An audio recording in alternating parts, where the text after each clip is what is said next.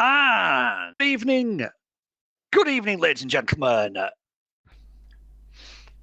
Is it? I think you've frozen already. Good evening, ladies and gentlemen, children of all ages, shapes, and sizes. I have frozen already. Yeah, that was a great start, wasn't it? Welcome to episode 21 of the Piledriver Podcast. It's a milestone, like a milestone birthday. And it's myself, Dynamite Dave Abbott, tonight, and the surgeon, Gav Collingwood. How are you doing, Gav? I've got some orange thumbs all around. OC thumbs. Oh, that's awesome, man. What are you going to be doing with your tomorrow off work? Nothing, and it's going to be great. I can't wait to do nothing. Just a freshly squeezed day of nothing. Like every other day. Awesome. Like every other day. Well, so tonight's show, we are going to be uploading an interview with our very first ever VIP guest on the podcast at some point this week. But until that happens, we need to dissect the last week's worth of wrestling, the world of wrestling. And there's been so much that's gone on. So we start first of all, Gav, with the aftermath of the Royal Rumble. What was your verdict overall of the Rumble, the full pay-per-view? Where's the rest of it?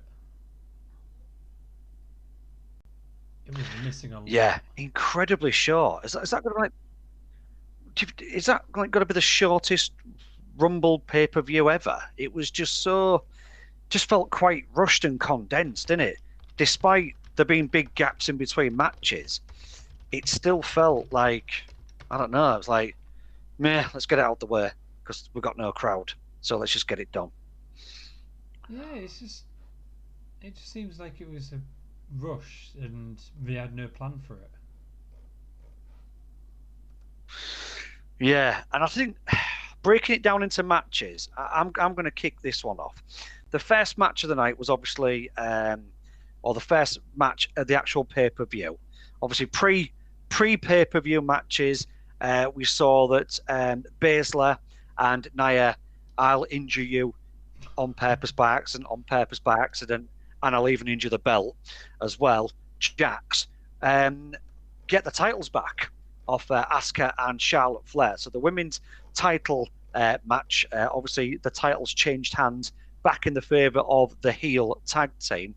But then when we got straight onto the pay-per-view itself, the first match being Drew McIntyre versus Jornberg, I can't help but think that when Drew was speared almost immediately in the match, straight through the barrier, and he was laid down there for like however minutes it was, it seemed like an eternity that Drew was laid out and being tended to by officials. The cynic in me can't help but think that was planned so Goldberg could just draw breath and get his breath back and do another spear and then eventually a jackhammer. It just seemed that the match was so slow from the first spear. It was just like everything was very ploddy. Everything looked very just synthetic. It just looked so planned, but without any great deal of thought going into the match, that Drew spent most of the match just laid out either in a corner or through a barrier, took a couple of spears, took a jackhammer, hit a claymore, game over. Or am I being a bit too harsh? No, I think it's like when wrestlers need a break and they go into one, they like just a hold, just to try and give each other a bit of a rest. But it was just him laying there. And Goldberg just thinking, right, I've done my move, I can have a break for a while now. That's it. That's how it seemed to me. I mean, so if that's the Bill Goldberg of now, and as we've seen as fans, you know, when he fought The Fiend, when he fought The Undertaker, when he last fought Lesnar as well, the matches are incredibly short, which obviously to us as wrestling fans says that Bill Goldberg isn't WCW Bill Goldberg. We know that. You know, years and years have passed since that streak. But it's crystal clear that he hasn't got anything creative that he can do with an opponent to make a match go longer. Or there isn't anything that an opponent can do with Goldberg creatively to make the match go longer. Like if you had like Undertaker, whose body's falling apart from top to bottom, still there were things in the match that was able to flesh out that made it a bit more entertaining, longevity. But with Goldberg, there just doesn't seem to be any willing on either party to try and come up with something new to flesh the match out. And I thought it was probably the worst opening I've ever seen to a Royal Rumble, I think, in terms of a singles match. Yeah, it just has really short matches. They can work, but they're dull. You don't pay how much would it have been on pay-per-view TV Royal Rumble? Well, let's call it 20 quid roughly, give or take. 20 quid, won't it? 2-minute match. Yeah, and I've seen Drew. I don't know about you, but I've seen Drew McIntyre, Gav, take a bigger beating than that, and not be on the floor for as long as what he was. Do you know what I mean? It's like he had one spear through a barrier. All right, I'm not saying it would have tickled, Bill Goldberg coming at you like that, but I've seen Drew McIntyre take bigger beatings than that for longer periods in matches and be more resilient. So it just didn't feel genuine to me as a wrestling fan. I've got Mark's out of.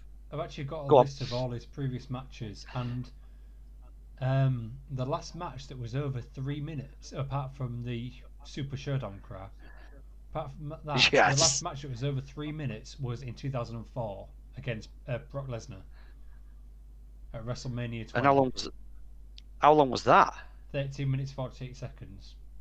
God, since then, he's defeated Brock Lesnar in 1 minute 25. Part of the Royal Rumble, defeats Kevin Owens in 22 seconds. Oh, sorry, he also beat Brock Lesnar in 4 minutes 45.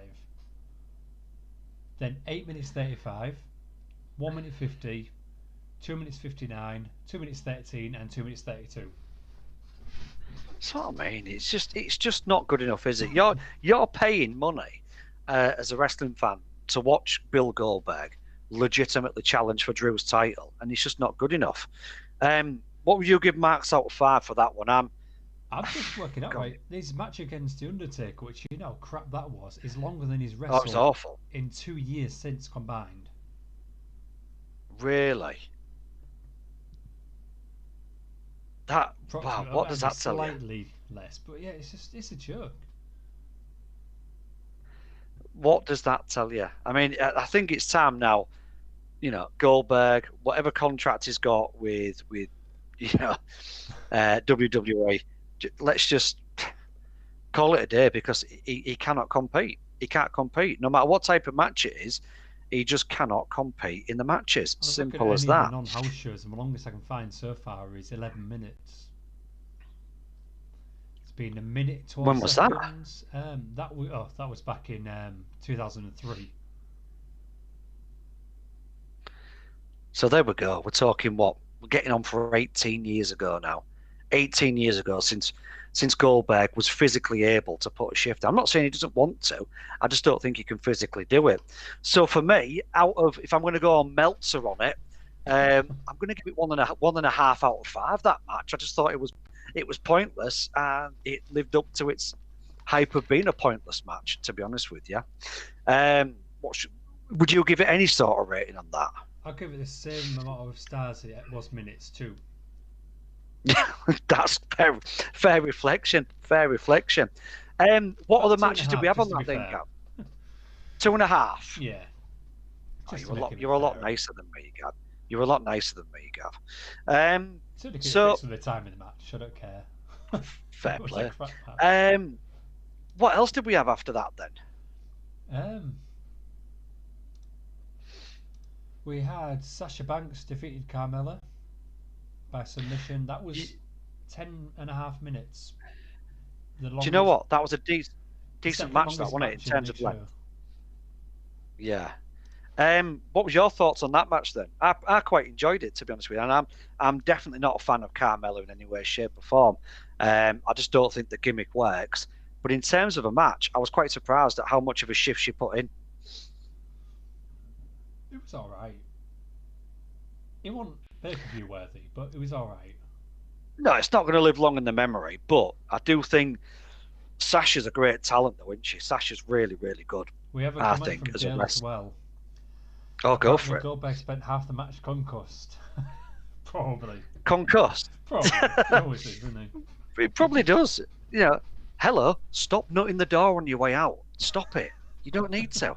Why did he Okay. get escorted to the ring by guards as well? The stadium's empty. Oh, no. Right, the stadium's empty. Wank. But I remember once seeing this. This is back when Bravo had WCW on Bravo channel. Years and years ago. And I had one of the commentators saying, oh, yeah, Goldberg has to have the security guards, not to protect him from the fans, but to protect the fans from him.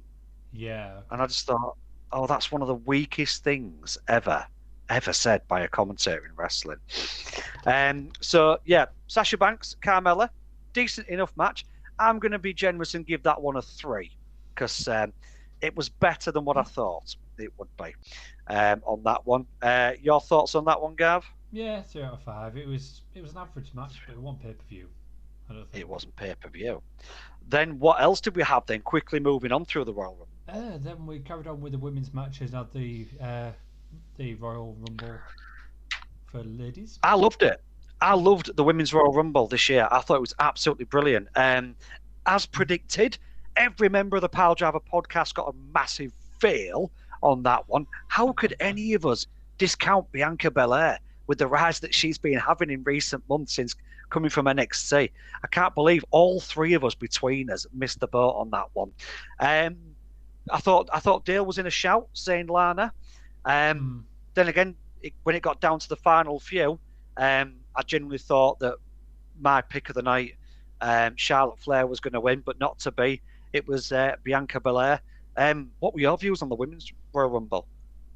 It was a Royal Rumble. It wasn't special, but it wasn't bad. It was all right. I did like the fact that we had some of the NXT women come in. So Shotzi Blackheart came in as well in the full tank attire. That was great. And obviously there was did Rhea Ripley make an appearance as well? I believe Rhea Ripley was in it. Yeah, she was number 14. She lasted 5 minutes, and eliminated 7. She did.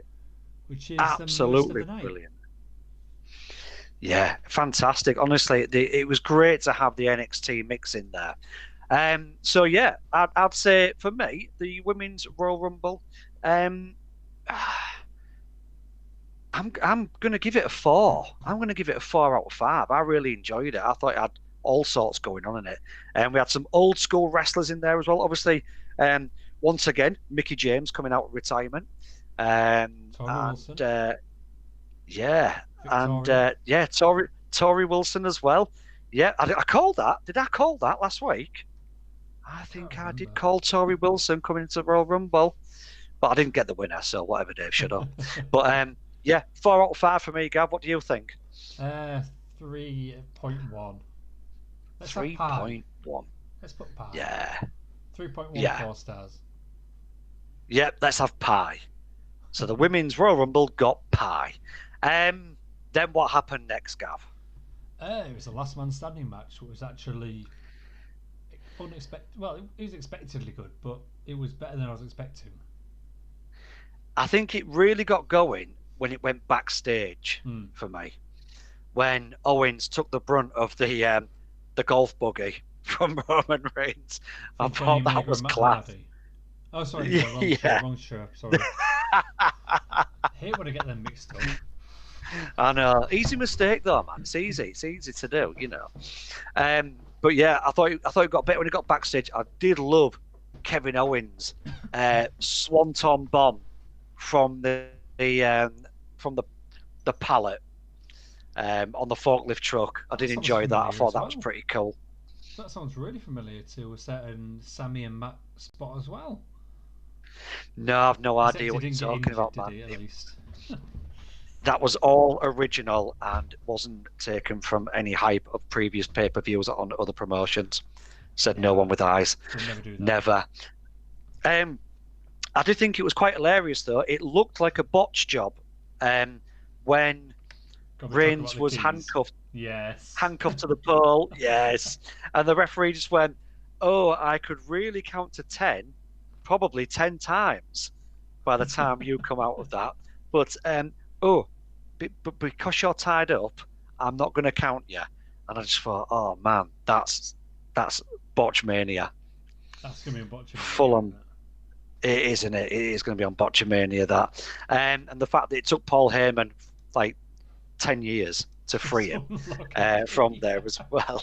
It was just awful. And the fact that Kevin Owens had to just lay there, and then, no, it's not free. I'm still going to lay down. But apart from that, I thought it was a pretty solid match. So I would give that a 3.5 out of 5, that one. I agree. It was a good match, but there were so many like rip-off spots and times where things just didn't go right. Yeah. It was good. I think if it had stayed around the arena, like around the Thunderdome, I think if it had stayed around there, it'd have been like a bit of a 2.5. But it picked up for me a little bit when we got backstage. The Royal Rumble itself, then, the men's Royal Rumble. Highlights for you on that, mate. I like the fact that Carlito came back. Out of cast, like Hurricane Helms coming back. I predicted that he would try and double chokeslam someone on Twitter as well. Yes, you did. Yes. I said about it being more. Wonder if this will come back anytime soon. Oh yes, it did. Yeah. Who was it who tried to double chokeslam? Obviously, like two guys a lot bigger than him. Kane, was it? I can't remember now. I can't remember who it was. Kane and Daniel Bryan hugging, and then Kane just instantly choke slamming him as well. Yes. Love that. Team Hell No reuniting briefly. It was Carlito, Stone Cold and Caribbean Triple H cool. tried to choke slam. Who was it? Stone Cold and Triple H. That was it. Yes. Yeah, hilarious. It was great though. Bless him, he only lasted like about a minute or two, didn't he? He ended up getting binning off again. 30 seconds exactly. Oh, wait, not even a minute or two then. Do you know what I mean? Half a minute. But yeah, class. Like I say, Carlito, Caribbean Cool, coming back. First time in 10 years stepping back into the WWE. And then obviously the following night teamed up with Jeff Hardy in a tag match. Christian. That was Captain Charisma. I wasn't expecting that one. Coming back. No, I wasn't expecting that one as well. Edge winning it. What's your thoughts? Waste. Yeah, I think so. I think it's an incredible waste. No disrespect to Edge, but you know, when you come back from sort of 9 years away and you've had blokes in the back who have been plugging away for how long in the meantime to potentially headline WrestleMania, you know, I think it's just a bit rubbish, really. And let's be honest, whoever he challenges for the belt, whether it's Finn Balor, whether it's Drew McIntyre, or whether it's Roman Reigns, realistically, you've got to say that any three of those guys would be capable of running rings around Edge, I think, now. Oh, Yeah, realistically. The only reason they're thinking he's going to challenge Finn Balor is because NXT needs ratings. NXT is absolutely. dead in the water, so I think he's going to go for that one just for the sake of trying to get some ratings. Just for the ratings, and it'll be it's the only belt I've never had scenario. That's the storyline that will go down with. It's the only belt I've never had, and like you say, it just reeked of desperation.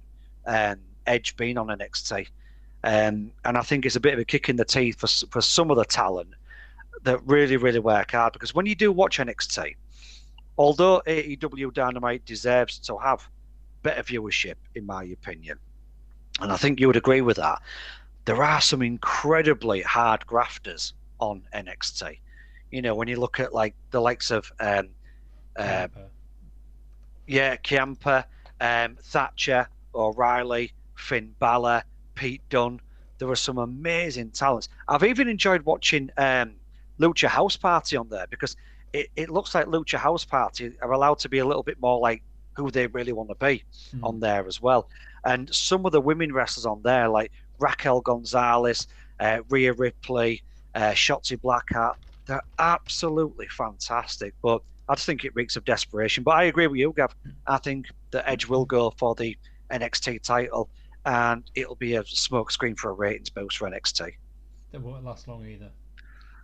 I don't think it'll last long. I don't think it'll last long at all. Down to the first Universal Champion and sending him back to NXT because they're desperate for ratings. I know. And now they're sending him to NXT because they're desperate for ratings. It's just exactly. So what does that tell you? Change the format of the show. Change it up. Do something with it. Try and reinvent it in some way, shape, or form. Make the matches. Throw some more gimmicks at it. Make it more a bit. I don't know. I don't know what they need to do with it. Well, I think NXT's got the same problem as the other two brands, though. Like they're just full of people that are top of the card. There's no low card people at all on the show. No. It's all just main event fighting against each other. It's dull to watch. Yeah, I mean, and I've got to be honest with you. I do think that NXT is far better viewing than Raw. I really do. I honestly, hands down, I'd rather watch Raw NXT every night of the week compared to Raw if that was on every night of the week. Hands down, I'd rather watch that. 3 hours is boring. I know. It needs to be whittled down to 2. It really does, because that show cannot survive on 3 hours anymore. Long gone are them days. It just hasn't got the caliber of stars, and it certainly, hasn't got the creative talent backing it and supporting it. I think what would be a good thing for NXT and for Raw is if NXT invaded Raw. There was some sort of crossover where they had a bit of a battle between those two or something like that. But they made it longevity. They actually put some thought into it. But so like just an idea. But not shit. Yeah, Retribution, but good. Yeah. Just that, but good. Because they're talented people, but they're just wasted. They are. Really talented. Wasted. And I think if it weren't for the size of the checks that they get paid from WWE, I think we'd have a lot of people running down the contracts to look elsewhere. Maybe look at New Japan, maybe look at AEW and Impact as well. Even MLW, which is what I've just started watching last week. MLW has got some really good talent on there as well, so that's another one to watch. Shall we move on to AEW? Beach Break! Gav, tell me your highlights of Beach Break.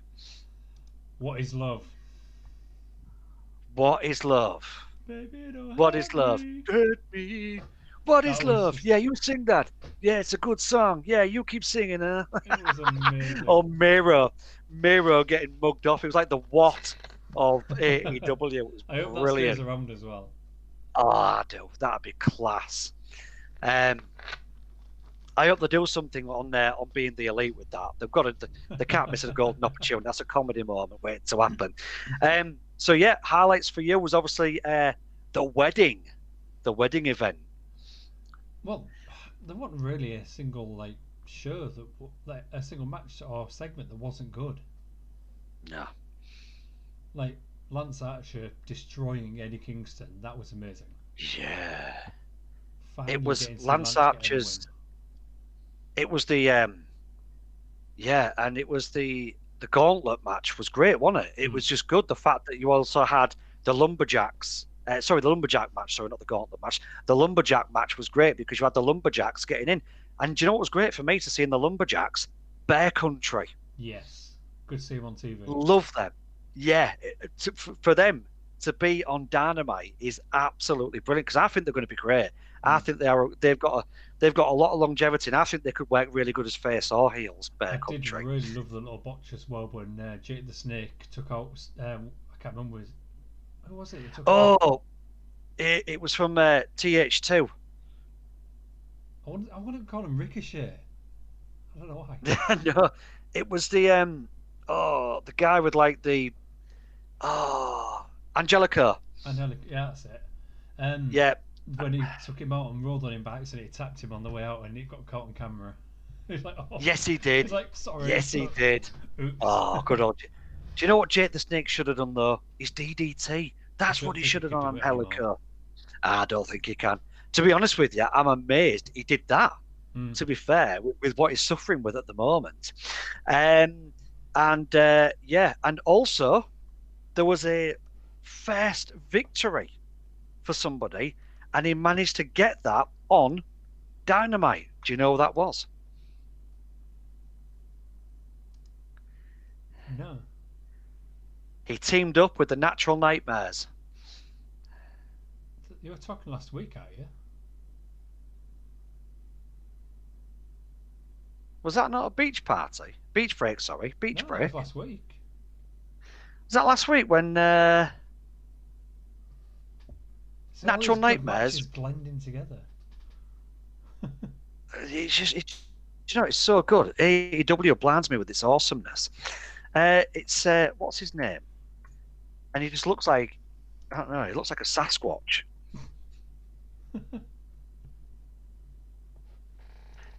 Nick Comoroto. Yeah, that was last week, wasn't it? Well, I still think it's worth mentioning because I just think it was this. Do you know what I mean? And I really like Nick Comoroto. I think he's another one to watch out for as well in the future on Dynamite. But getting back to the actual matches that were there, Dave, let's do that. What about the match between Britt Baker and Thunder Rosa?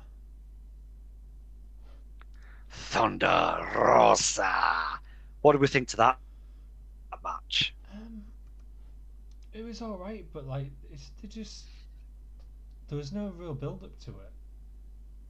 It just seemed like it's put on there just say we've got a women's match at a pay-per-view. Did it all stem from the fact that did Britt Baker not injure Thunder Rosa though, like many months ago? I don't remember anymore. It was that long ago. Yeah, I think there was a backstage segment where Britt Baker attacked her and injured her, and then started mocking her as well. So I think that was part of it. I think it was a good match. Do you know what? That like fair play to Dr. Britt Baker. She makes a fantastic heel. She's so good at it. It just seems to be like just another personality, just another side to her. I think she makes a fantastic heel. I enjoyed that match. I'll tell you what else, though. We can't go without talking about the first match of the night, Gav. Yeah, the Tag Team Battle Royale. I just love that they had a Battle Royale just after Royal Rumble. Yeah. Not planned at all. No. I love the fact that every male member of Dark Order was in it as well. Almost. Yeah. In fact, every male member was, weren't they? It was John Silver and Reynolds. So Silver and Reynolds. Then we had Evil Uno and Stu Grayson. And then, was it 5 and 10? I don't think they were in it. Were 5 and 10 not in it? No, I think they were in that one. I'm loving the fact that 5's trying to get a boy band together, though. That's class. Loving that on Sammy's vlog. Got some sweet moves. Not sure about Charlie's lyrics, though. You know what I mean? PG. No. Charlie. PG. But the fact that... what do we think about the Inner Circle and Sammy's reaction afterwards? I don't know. I think there's more to it than just being like Sammy don't like it. I've got a feeling Sammy and MJF are doing something. So do you think Sammy and MJF are plotting? Right, interesting. So you don't think like me then, because I'm looking at it from the surface, being Captain Obvious. Is Sammy going for a face turn? I hope so, but I doubt it. He's a good heel. He is a good heel. It's a really good heel. Is it building something for the next pay-per-view then? Sammy and MJF? Does Jericho get involved and screw Sammy over? I could see that. I want to see it now you said that. Loser leaves the Inner Circle. Or he could just leave because he got screwed over. Yeah, potentially so, yeah. But I also because everybody else seemed pretty cool, didn't they? Yeah, that's one last run with Jericho as a face, though. Yeah, I do. I want one last run as Jericho's. Do you think it could be? Do you think like the MJF is obviously gunning? Or it seems to be like he's gunning to be the leader of the inner circle. Now, like he seems to have got, he's got Hager on side. He's got Santana and Ortiz are more or less sort of conforming as well. Obviously, he's always had Wardlow there.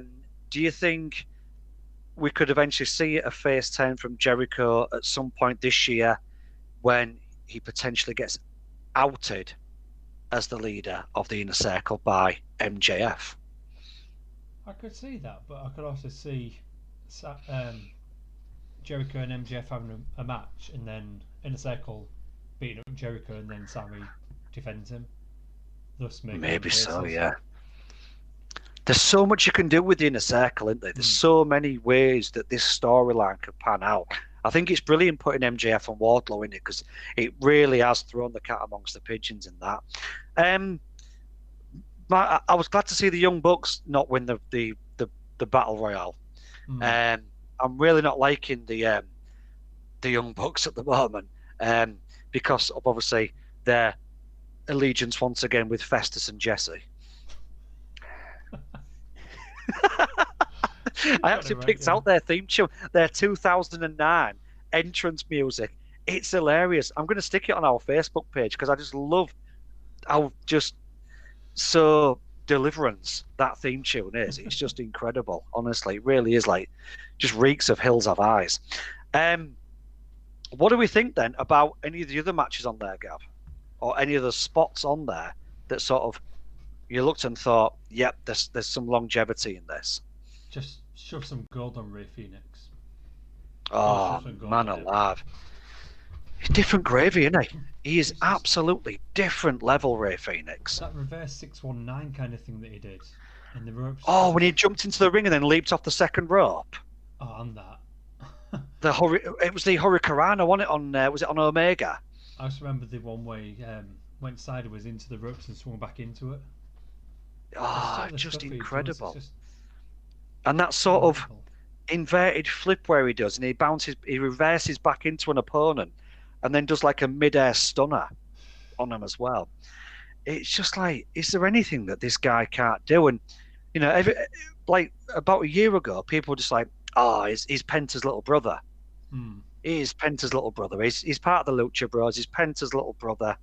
And if anybody has got a chance to check out the top, I think it's the top 35 moments of Rey Fenix that someone's cut together on YouTube. Honestly, it's absolutely incredible. The amount of punishment he inflicts on himself as well as other people. They'll have to make another one after that match. Yeah, they're going to have to because it's just absolutely awesome. And I think Mox, Pac, and Rey Fenix really worked well together. I love that the moonsault off the top turnbuckle that Pac and Rey Fenix did in Synergy as well. I thought that was quality, really, really good. Highlights for you in that match then? Just everything that Phoenix did. Yeah. Do you know what I mean? In a match with Kenny Omega, the Good Brothers, John Moxley and Pac, of all people, Rey Fenix stood out the most. Yeah. That is just... Yeah. I mean, who could have said a year ago that if you put all six of those in a ring together, that Rey Fenix would be the one that you would genuinely go, this guy's going to be the best out of the lot of them? Because I'll be honest with you, I wouldn't have done. I'd have probably gone for Pac or maybe Kenny, in terms of technical ability. Because we all know what Kenny Omega's capable of doing. We all know what Pac is capable of doing. Even when it was Neville back in WWE, we all saw the potential that Pac had and still has. But Rey Fenix, man, he just makes the ring. He's just like his own playground. It just looks effortless, doesn't it? It makes it look like he's on a trampoline. Yeah, the walking on the ropes. And, just incredible, absolutely incredible. Was you surprised by the outcome of that match? The outcome, no. The aftermath, yeah. Yeah. Explain the aftermath. Anybody who's been under a rock in the world of wrestling, Gav, what was the aftermath of the main event at Beach Break? Well, we had Impact and AEW crossing over. Now we've probably got New Japan Pro Wrestling and AEW crossing over, as well as with Impact. Absolutely, Something that absolutely, was apparently and impossible years ago. yeah, and it did. And if you're Vince McMahon right now, would you be scared? Would you be worried? Not on the money sense, no, because he just made $1 billion from selling all his archives for 5 years. But from a rating sense and losing TV deals in the future, yeah. For the longevity. Long term, WWE's on a downward spiral, and they aren't going to last long against this. Yeah. Let's give our star ratings then to all these matches. So the first match, the Tag Team Battle Royale, I'm going to give it a good solid. Do you know what? I'm going to go 4.5 out of 5 for that. Because I genuinely didn't know who was going to win it. I'll give it a 4 just because I thought it could have had more teams in it. And more of a delayed match itself, because it all felt like they were all pushed in together. Yeah. I was a bit gutted at how quickly all the members of the Dark Order were eliminated. You needed more Team Taz in it as well. Yeah, it definitely did need more Team Taz. It really did, because I think that would have really shook things up. I mean, can you imagine members of Team Taz going against the Inner Circle? That'd have been great. That'd have been like the goosebump moment for me when the Shield and the Wyatt family first got a match together. You know, that sort of goosebump moment where you think, I don't know which one I want to win. I don't know which one I want to cheer for, because they both made me shout and made me blood boil. But I think a Team Taz versus some members of the Inner Circle would have been a great thing to see. Next one, we go on to Lance Archer and Eddie Kingston match. What would you give that one? I would give that one about a 3.5. I'll give that 4 just so I like the Meadowhawk. And I like seeing Eddie Kingston get his ass kicked. But you know what, though? He's meant to be an absolute, genuine leader backstage, you know. He's meant to be absolutely immense. That talk he did after the tribute show. The Brody Lee tribute show, it was just immense, wasn't it? Do you know, as somebody watching it, I kid you not, I was sat watching that thinking, I'm buying into this. And I'm not even part of it. Do you know what I mean? But I'm absolutely buying into what he's saying here. So you'll give that one a 4. Lance Archer versus Eddie Kingston. I will give that a 3.5. One after that, we're going to go. We haven't mentioned this. Adam Page and Big Money Matt Hardy versus Chaos Project. Now, do you know what? I thought it was a sweet turn of AEW to give Chaos Project a bit of a bump on Dynamite. Yeah, I don't know where it's going to go, this sort of storyline with Hangman and Matt Hardy. I've got a theory. I think overall, yeah, I mean, I would give that one a 3 out of 5. What's your theory on it? I'll give it 3 just because I think it's got something long term involved in it. Like, I think Page is going to start siding with Hardy, and then it's going to get screwed over by him, and the Dark Order are going to save him, and then he'll join Dark Order. Do you think? I think long term he's going to join Dark Order, but I don't know how at the moment. They need a strong leader character. Yeah, they do. Yeah, could be one theory of it. I just can't help but see Hangman Page just being solo, you know, being the one to take the crown from the cleaner. But yeah, it could be something in the meantime. But yeah, it, like I say, it didn't really have a storyline to it. It was. Yeah, it did feel like a bit of a filler match, and that's why I would personally agree with you. I'd give that one a 3 out of 5. Dr. Britt Baker, DMD, versus Thunder Rosa. As I said earlier, I'd give that one a solid 3.5 out of 5, that one. Yes, it just felt like it was put on there just because they needed a female match to show a bit of equality. It didn't feel like it didn't feel like it was involved in the pay-per-view at all. No, like it was just thrown in. It's like the Page and Hardy match. It was filler. It was definitely get a drink filler while you're waiting for the next match. Yeah, that's true. Yeah, it is, isn't it? So yeah, we both agree on that one. 3.5 out of 5. the main event.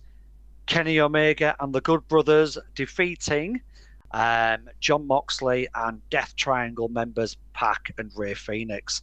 Do you know what? Because of the ending as well, with Kenta coming in and laying out Moxley. Go to sleep as well. Yeah, that was the worst sleep I've seen in a while. I know.